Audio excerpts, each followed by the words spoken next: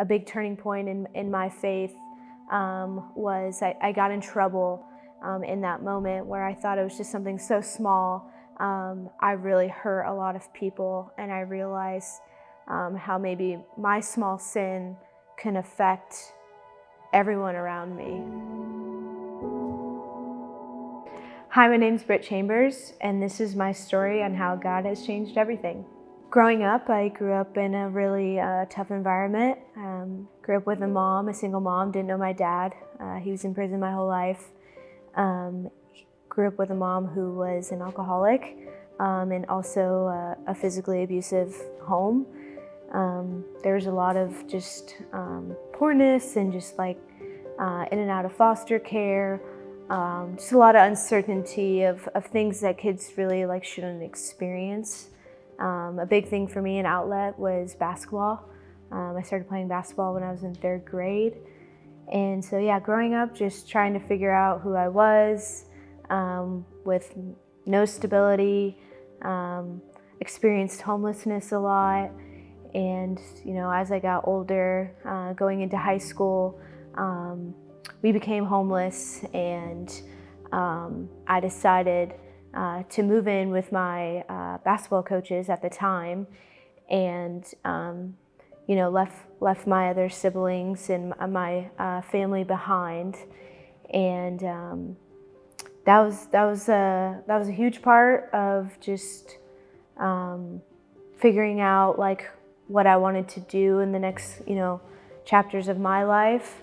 And so yeah, throughout high school, I played basketball, tore both ACLs, so I didn't play a lot, but ended up playing 1 full year of basketball my senior year, and really wanted to play in college, and that's where I found CBU.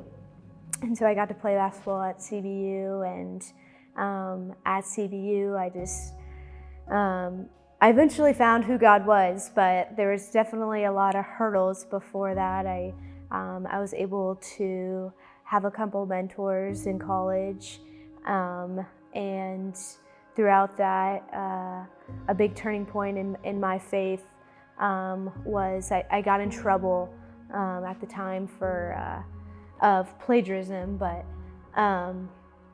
it wasn't a big deal to me, but it really affected the people around me. In that moment where I thought it was just something so small, I really hurt a lot of people, and I realized how maybe my small sin can affect everyone around me, and that really hurt me. And so from that day on, I committed my life to Christ, and I really tried to grow in the next couple years of my college career. My senior year, I ended up not playing basketball and that year, and I started surrounding myself with people that were Christian, going to Bible study, and I met my now sister, but my friend Morgan, at Bible study, and we became best friends, and we started growing more in friendship, and I ended up going home with her one summer, to hang out, and then I came home with her again for Christmas, and I just started being around her a lot, and like I said, we became best friends. But through her family, meeting her family, I felt like I had already known them.